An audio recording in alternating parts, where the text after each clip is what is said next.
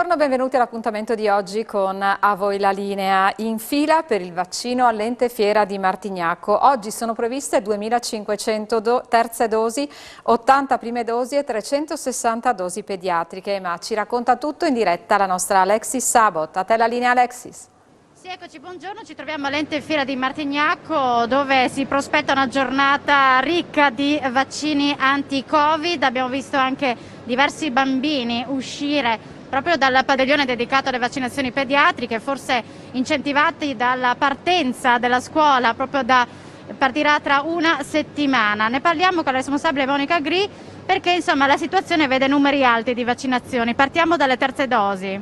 Sì, oggi abbiamo presso l'Ente Fiera 2500 terze dosi, principalmente con vaccino Moderna, e abbiamo un'ottantina di vaccinazioni di prime dosi e poi abbiamo il padiglione 3 appunto allestito per i bambini e ne abbiamo più o meno un 360. Ecco, le festività natalizie come sono state per quanto riguarda l'affluenza qui all'Ente Fiera, minore rispetto a oggi? Sono state buone, si è un attimino ridotto un momentino il carico giusto per le festività, però insomma è andata sempre comunque a regime come aperture. Per quanto riguarda le vaccinazioni pediatriche, il fatto che tra una settimana parta la scuola dopo le festività natalizie può aver incentivato i genitori a portare appunto i bimbi a vaccinarsi? Quello assolutamente, le agende ormai sono sature, quindi direi di sì. Quindi questo è già un ottimo avvio di anno, il 2021, ma c'è un altro tema, quello delle vaccinazioni di alcuni docenti, perché si parla anche di disdette al vaccino per alcuni professori docenti che ancora non si sono vaccinati. Voi avete avuto un sentore anche di disdette per quanto riguarda il settore dei docenti? Momentaneamente no, nel senso che quelli che vengono principalmente fanno e quindi non ho visto cose diverse, soprattutto per il personale scolastico. Quindi insomma diciamo che qui all'Ente Fiera si vaccina, prosegue tutto bene, soprattutto terze dosi. Ricordiamo che le agende sono aperte, insomma, e c'è la possibilità di prenotarsi nella web app, ma anche nelle farmacie, CUP. Lei che cosa suggerisce? Io mi sono vaccinata e mi sono prenotata attraverso la web app e trovo sia molto utile. Sì, sono tutti canali utili e abbiamo posti anche nel giorno successivo, quindi insomma le agende sono aperte a tutti, ecco. Prevalentemente Moderna, Pfizer in arrivo, com'è la situazione? Allora, principalmente abbiamo Moderna, Pfizer viene tenuto per gli adolescenti che anche loro su indicazione della regione hanno alcune aperture. Noi ringraziamo Monica Gri, le auguriamo buon lavoro anche perché sono giorni intensi, quindi grazie per essere stata a nostra disposizione. Grazie, arrivederci, grazie. A voi la linea. Grazie Alexis. L'abbiamo accennato nel TG, c'è stata una protesta questa mattina a Tarcento al distretto sanitario dove si sono formate lunghe code per ottenere l'assegnazione del nuovo medico di famiglia. Ci racconta tutto la nostra Paola Treppo. Sì, allora questa mattina una protesta al distretto sanitario di Tarcento tra il capoluogo e la strada che porta a Coia. Decine e decine di persone hanno raggiunto fin dalle 6 di mattina appunto il polo sanitario della Collinare per chiedere la nomina di un nuovo medico di famiglia. Cosa è successo? 4 mesi fa un noto e stimato medico di famiglia delle Valli del Torre ha cessato la sua attività. È subentrato temporaneamente per 4 mesi un medico che ha servito gli utenti, si tratta di circa 1500 persone, non solamente del Tarcentino, e che ha cessato a sua volta, poiché temporaneo appunto, la sua attività il 31 dicembre scorso, poco prima di Natale, a tutti gli utenti, a tutti appunto i cittadini che venivano seguiti dal vecchio medico. È arrivata una lettera con la quale si diceva che oggi, quindi il 3 gennaio, era il primo giorno utile per chiedere un nuovo medico, e da qui appunto le code questa mattina intorno alle 6 che sono andate avanti tutta la mattina, insomma, con diversi malumori. Allora sentiamo quello che è diventato un po' il portavoce di questa protesta. Così, cos'è successo? Ma praticamente guardi, noi Come utenti abbiamo ricevuto dal distretto una lettera in cui c'era la nomina del nuovo medico per un periodo solo di 4 mesi.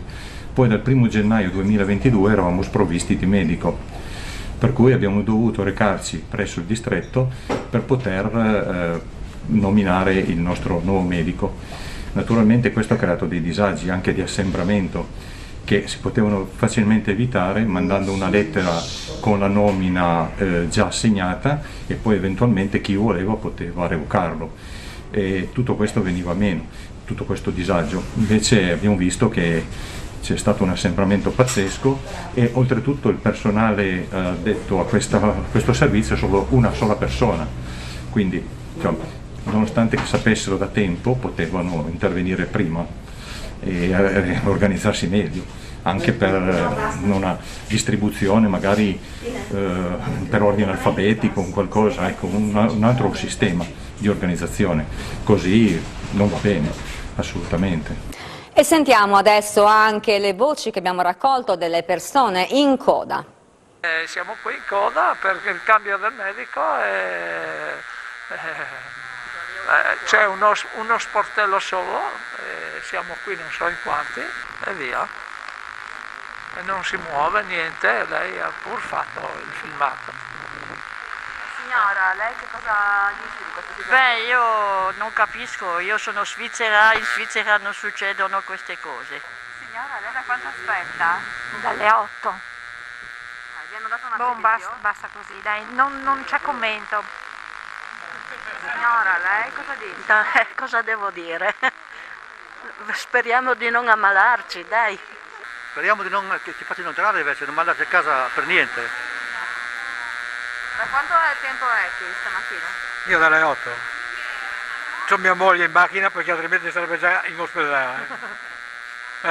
Voglio capire chi organizza sta roba veramente non può stare in quei posti. E signore? Buongiorno, io sono qua dalle 8, sto tenendo il posto per mia mamma che è 86enne che è in macchina ad aspettare.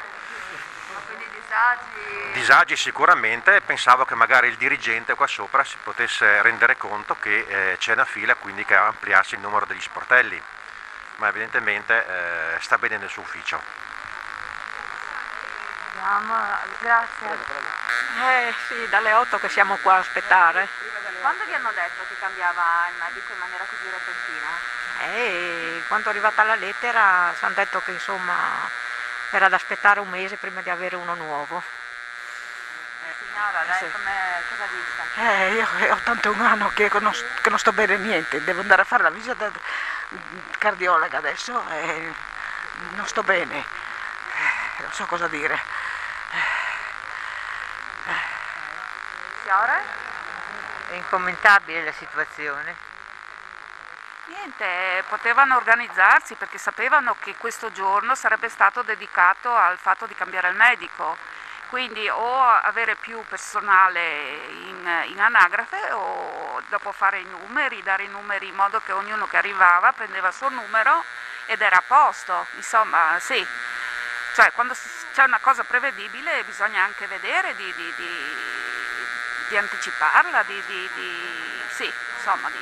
fare quello che è giusto fare. E per quanto riguarda invece la posizione dell'azienda sanitaria, abbiamo sentito Anna Paola Agnoletto, che è la responsabile del distretto sanitario di Tarcento e di Cividale del Friuli, che ci ha riferito come è stata immediata l'attivazione anzitutto di una persona dell'azienda sanitaria del distretto che è stata richiamata sul posto per evitare subito gli assembramenti rispetto a queste code che si sono formate all'esterno del distretto sanitario. Inoltre il personale che era stato destinato appunto allo specifico compito di cambiare il medico, che non è stato un cambio d'ufficio ma un cambio che viene fatto su richiesta specifica del cittadino, è gestito da una cooperativa che ha ricevuto in affidamento questo incarico, quindi è stata subito disposta l'attivazione di una seconda persona allo sportello vista la presenza di numerose persone persone. La dottoressa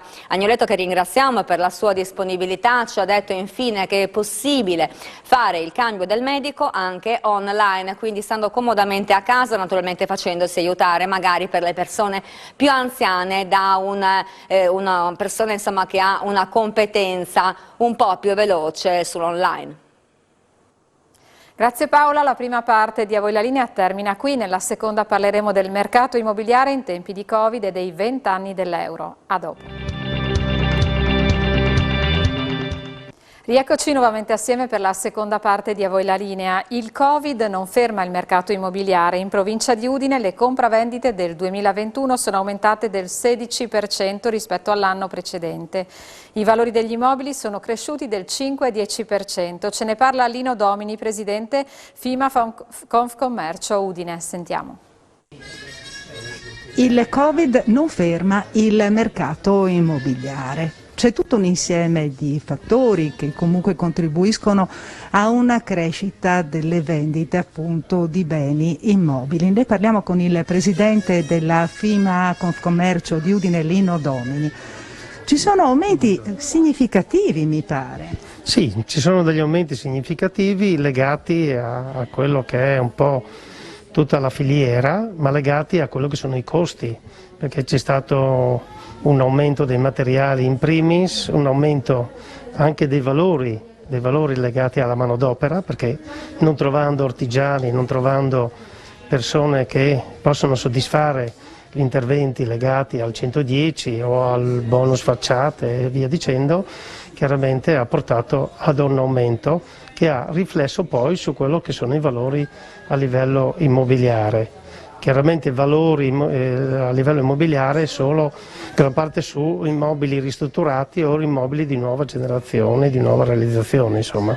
Ecco, diamo alcuni dati perché ci sono valori in crescita appunto del 5-10%, quindi dei beni immobili. Sì. C'è un più 16% di compravendite, quindi allora, qualcosa si sta muovendo bene. Certo, è stato stimato un più 16%. Su quello che è l'aumento delle vendite rispetto al 2020. Invece per quanto riguarda l'aumento del valore al metro quadrato abbiamo riscontrato un aumento che va dal 5 al 10%. Il 10% chiaramente su quelli che sono di nuova realizzazione, anche perché tutti gli immobili devono essere ad una classe energetica tale che i consumi devono essere ridotti al minimo, insomma, vista la situazione. Ecco, le richieste maggiormente dove cadono? Perché in periodo di Covid è chiaro che uno cerca magari un terrazzo o un posto con un po' di verde. Certo, allora chiaramente il Covid e quindi l'esigenza di stare a casa in lockdown ha fatto in modo nei mesi pregressi alla ricerca di situazioni immobiliari nettamente diverse dalla situazione in cui vivevano le persone, e questo ha dato una molla tale che ha indotto le persone a cercarsi da una parte a chi può lavorare in casa senza andare in ufficio, dall'altra parte a chi aveva un'esigenza di avere un giardino perché se ha un figlio è una situazione, l'esigenza di trovare proprio una sua identità, e quindi abbiamo riscontrato una diminuzione su quello che erano gli acquisti degli appartamenti tipo del mini appartamento, che è stimato sul 3%, vendite dei bicamere circa come tipologia nel 2021 sul 20%, i tricamere sono quelli che hanno subito più una maggiore richiesta e vendita, e dall'altra parte se ci fossero più case noi abbiamo riscontrato solo un 17% su quello che è le vendite della ville e delle case. Il problema è che mancano proprio questi immobili. Le richieste all'interno delle agenzie immobiliari sono tali che potremo veramente assorbire un grosso flusso di acquirenti. Senta, la ricerca anche nel centro storico, perché l'amministrazione comunale tende a valorizzare il centro storico di Udine. C'è questa richiesta? Allora, c'è la richiesta, però il centro storico da una parte è un problema di costi, e quindi anche di costi per l'acquisto. Dall'altra parte anche determinate esigenze legate al posto auto, al parcheggio, alle comodità. Cioè Piazza San Giacomo, che è una piazza fantastica in cui non ci sono macchine, non c'è, è il clima che è diverso, proprio si sente il clima della città. Purtroppo ha le sue difficoltà perché da una parte se io devo prendere un immobile e devo ristrutturarlo ho dei costi abbastanza importanti perché occupazione di suolo pubblico e via dicendo, dall'altra parte se ho la borsa dell'acqua, l'acqua che devo portare a casa, la mia difficoltà, non ho la possibilità di arrivare in macchina sotto la casa per portarmi l'acqua. Faccio per dire una cosa, però l'esigenza di chi compra in centro storico è un'esigenza anche di avere un garage a disposizione, che ci sia una comodità insomma alle spalle. Senta, per quanto riguarda la provincia, perché adesso abbiamo parlato di Udine e dintorni, sì. Provincia? Ma provincia direi è positiva, ma anche lì dobbiamo stare attenti alla da una parte alla tipologia dell'immobile e dall'altra parte a dove è ubicato l'immobile. Io sono dell'idea che comunque i comuni che fanno una politica diciamo di turistica hanno un riscontro anche a livello immobiliare, un aumento a livello immobiliare. I comuni che purtroppo non hanno una situazione legata al turismo hanno un po' più di difficoltà e guardiamo quelli che sono un po' i valori, perché chiaramente il turismo o le attività di tipo sociale aiutano notevolmente anche al valore immobiliare. Ma ci sono dei comuni in particolare che attirano maggiormente? Beh, al di fuori, cioè che non fanno parte appunto del giro del turismo? Beh, sappiamo benissimo che tra Feletto e Tavagnacco, Feletto è un paesotto importante ed è un paesotto che comunque è legato è legato più a livello commerciale. No? Cividale è un'altra piazza che comunque con le attività di livello turistico è una piazza positiva perché il mercato immobiliare è abbastanza fiorente anche a Cividale. È chiaro, poi dipende come tutto dalle vie, dalla posizione, dal contesto, da come si presenta un immobile e da quali sono le caratteristiche. Bene, ringraziamo il presidente della FIMA Commercio, la provincia di Udine. Grazie Isabella. A 20 anni dall'euro, due generazioni a confronto, quella dei ragazzi che non hanno mai conosciuto la lira e le persone che hanno vissuto lo storico passaggio da una valuta all'altra. Vediamo. 20 anni fa la lira lasciava posto alla moneta unica europea, l'euro. 4 lustri sono passati e tra gioie e dolori, forse sono maggiori i secondi rispetto alle prime, è giusto fare un bilancio sentendo cosa ne pensano i pordenonesi. E se gli under 20 sono piuttosto schivi nel farsi intervistare, del resto loro sono nati quando l'euro era già in circolazione, le persone anziane non hanno problemi a dire la loro. C'è chi vede nella moneta unica un normale processo di emancipazione e c'è chi invece è nostalgico della vecchia lira. Come sempre, insomma, è difficile mettere d'accordo tutti, soprattutto quando si parla di soldi. Per alcune cose è meglio una volta, però oggi, insomma, col progresso per me va bene così, sono contenta così. Però sono lievitati un po' tutti i prezzi. Certo che sì, però è la conseguenza, insomma, della vita moderna, diciamo, che ci porta anche un po' a questo. Ecco. Nel 2003-2004, da quando è stato con la lira, mi davano uno stipendio di 2.800 euro.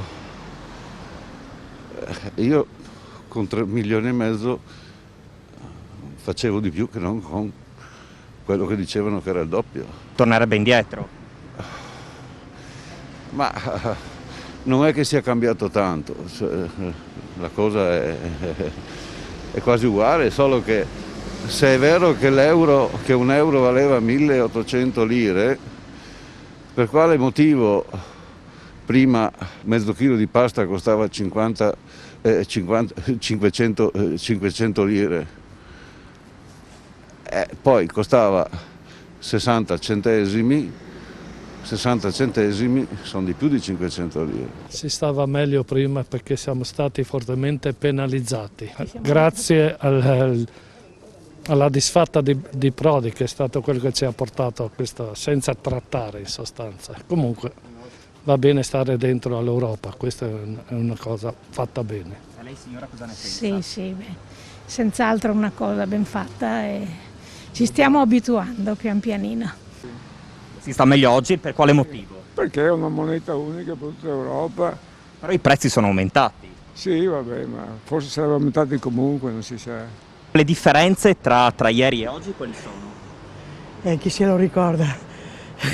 Con la lira si aveva un potere d'acquisto maggiore rispetto a oggi. Appunto, è molto più caro adesso che una volta. E si riesce comunque a vivere?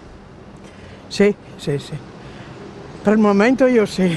Non so quando si stava meglio. Si sta meglio oggi e soprattutto siamo stati bene in questi 20 anni, perché altrimenti l'Italia economicamente sarebbe andata sotto acqua, veramente. Hanno fatto bene i governanti di quelli 20 anni fa a fare l'operazione Europa monetaria, perché ha salvato l'economia italiana ed europea anche. Non possiamo dire io sono italiano e basta, io sono italiano ed europeo. A voi la linea oggi termina qui, io vi ringrazio per essere stati con noi e vi auguro un buon pomeriggio.